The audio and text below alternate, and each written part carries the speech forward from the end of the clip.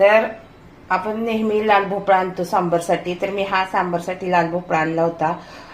सांबरसाठी थोडासा वापरला आणि उरलेला जो भोपळा आहे तर तो असा कापून घेतलेला आहे आणि स्वच्छ धुवून असा घेतला आहे, पाण्यात ठेवला आहे. आणि त्यासाठी आता मी हिरव्या मिरच्या घेतल्या आहेत 5-6, लसूण पाकळ्या घेतलेल्या आहेत 3-4, थोडंसं जिरं घेतलेलं आहे आणि मीठ घेतलेलं आहे. तर हे जाडसर वाटण घेतलेलं आहे. तर आता आपण याला फोडणी देऊया. आता आपण इथं फोडणीसाठी भांडं ठेवलेलं आहे. तर आपण त्याच्यामध्ये तेल घालून घेऊया. आता भांडं गरम झालं होतं, तेल घातलेलं आहे. आता तेलामध्ये आपण थोडीशी जिरी आणि मोहरी घालून घेणार आहोत. तर मोहरी तडतडली, आता थोडं जिरं घालून घेणार आहोत.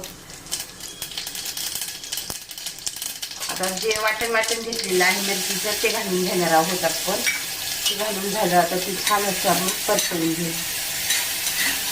आता आपलं वाटण परतलंय, आपण थोडीशी हळद घालून घेऊया.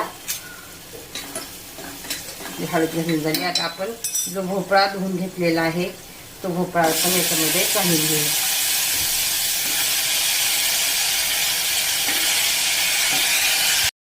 आता आपण छान असं मिक्स करून घेऊया आणि त्याच्यावर झाकण ठेवून घेऊया 4 मिनिटासाठी.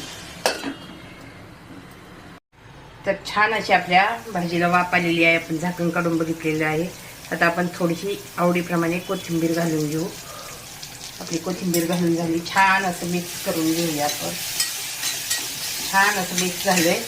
आता आपली भाजी छान अशी शिजलेली आहे.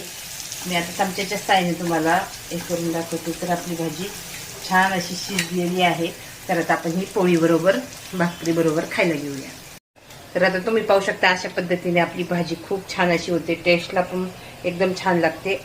तर पोळीबरोबर ही भाजी आपण खाऊया, चपाती बरोबर.